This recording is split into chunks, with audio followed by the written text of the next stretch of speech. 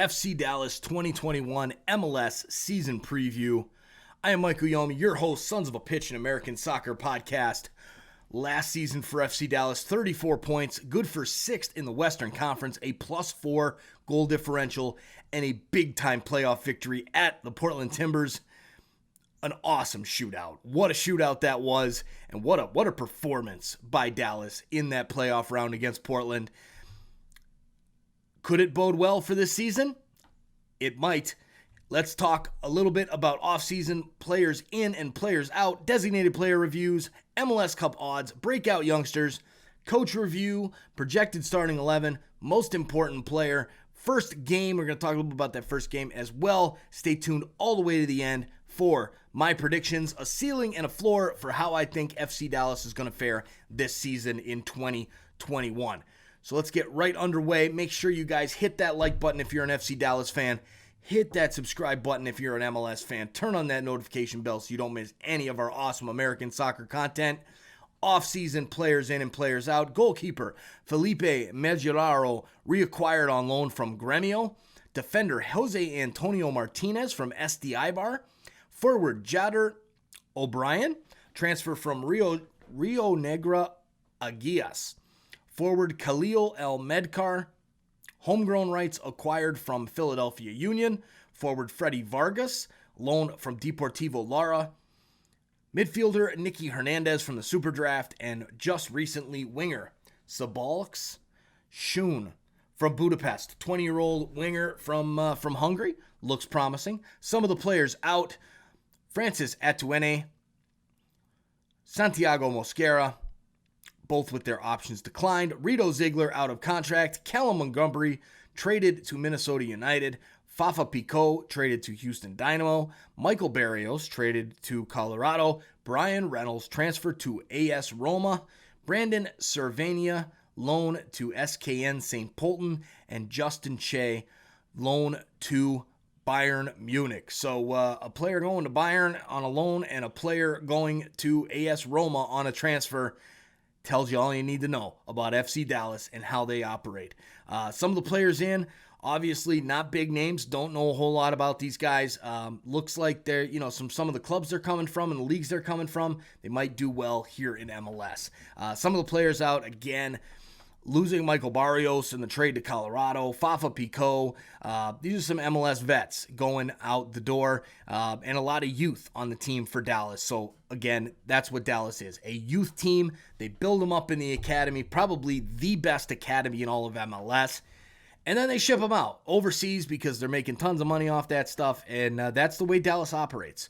Let's talk a little bit about designated players. Brian Acosta and Franco Jara are the two DPs for the FC Dallas. Now, Brian Acosta, 2 goals and 3 assists in 2 seasons. Yes, he is a defensive midfielder. He's not going to light the world up on fire, but I think you need to see a little bit more out of Brian Acosta to keep that DP tag. Franco Jara, Liga MX experience with Pachuca, 7 goals in 19 games last season, and I really like Franco Jara. I think he is a big-time signing, will do extremely well for Dallas. A very good pickup for them last season, came in the summer, and I expect big things out of Franco Jara again this season. MLS Cup odds, plus 3,300, tied for 16 with the Chicago Fire. Not great odds, not bad odds. So the bookmakers there, the odds makers in Vegas, think middle of the pack for FC Dallas. I tend to agree. The young players that they have, like Tanner Tessman, and some of the stalwarts on defense, Matt Hedges, Hollingshead, these guys are really, really good. I do think they'll be somewhere around that middle of the pack. MLS Cup contender, not quite yet. I think we need a few more pieces. Now, Breakout Youngsters. Before we get to Breakout Youngsters, guys, check out that join option down below. We offer 2 options, help support the game of soccer here in the United States of America and the conversation of it through Sons of a Pitch Soccer Podcast. We offer $1.99 for starter level, $4.99 for designated player level. You see the perks down there. It's well worth it, and you help support the growth of soccer here in the US of A. So check that out and join today. Breakout Youngsters, this part of the show, again, you always kind of have to go to Reddit. Being a national podcast, able to stay up on the starting 11s and the depth pieces, the bench players, some of them. But when you're talking about these young kids coming up through the academy, it's hard to know exactly from every single team. Now, Dallas, their academy is so good, I know a few of these players. But went over to Reddit, got some good information from those guys there on Reddit. The two breakout youngsters I'm going with, Jesus Ferreira and Ricardo Pepi. Jesus Ferreira already has USMNT caps, played well for them in the U.S. Olympic qualifying under-23 squad. Ricardo Pepi came up from North Texas SC, tearing up USL League One, did well last season with the big club on a few occasions. I expect even more from Pepi this year. I'm really high on that kid. I think he's going to do big things for FC Dallas. Now, let's talk about the coach, Luchi Gonzalez. Wonderful, amazing at developing talent. No doubt about that. But can he win? That's the question. So, yes, he got the playoff victory, made the playoffs last year, got the one playoff victory. Luchi was a academy coach for Dallas before getting the head coaching role.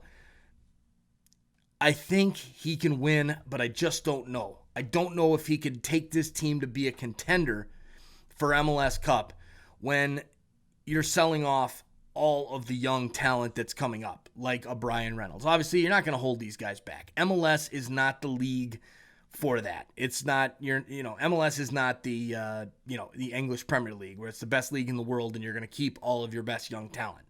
Understand that. But the way Dallas operates and Luchi Gonzalez brings up all this great talent, great at developing it, but can he win? That's the main question for Dallas. So, projected starting 11. I see him coming out in a 4-3-3 formation. Maurer in goal. Nelson, Martinez, Hedges, and Hollingshead at the back. Acosta, Tessman, and Ricarte in the midfield. Pomical, O'Brien, and Hara as the three forwards, the wingers and the forward there. And it's a solid 11. The defense is solid. The goalkeeping is okay with Maurer. I think we could do an upgrade there, which there might be with Felipe Medjilaro, reacquired on loan from Grêmio down in Brazil. Overall, a solid starting 11. Is it an MLS Cup starting 11? No, it's not. Is it a playoff starting 11? Possibly. Most important player, this is the guy who the team is really going to ride on this. If he has a good season, the team's going to have a good year. If he doesn't have a good year and has a horrible year, the team's probably not going to do so good either. For me, that player is Franco Jara. He has to have a big season. Score 15 to 20 goals for this team to be successful and be a playoff team, a solid playoff team. We'll see how it goes. I think he can do it. I liked what I saw last season in that short sample size, but he's the most important player, in my opinion, for FC Dallas. Now, the first game, April 17th, hosting the Colorado Rapids, a decent opponent for FC Dallas, very evenly matched, going up against Robin Fraser and the Rapids. Check out my picks and predictions video for how I think this game will go, but I think it's a good first game, an even game on paper, and we'll see. But check out picks and predictions for my thoughts on that game there. Now, let's get into our predictions. Before we do that, hit that subscribe button, hit that like button as well. Now, predictions, a ceiling and a floor. A ceiling, if all goes well, this is what I think will happen. If all goes bad, that's the floor. Ceiling for me, if everything works out well, Jara scores 15 to 20 goals. They don't sell off Tanner Tessman or Paxton Pomical in the middle of the season. I see this team being a fifth-seeded team, getting an away playoff game, but solidly in that playoff picture in a crowded Western Conference.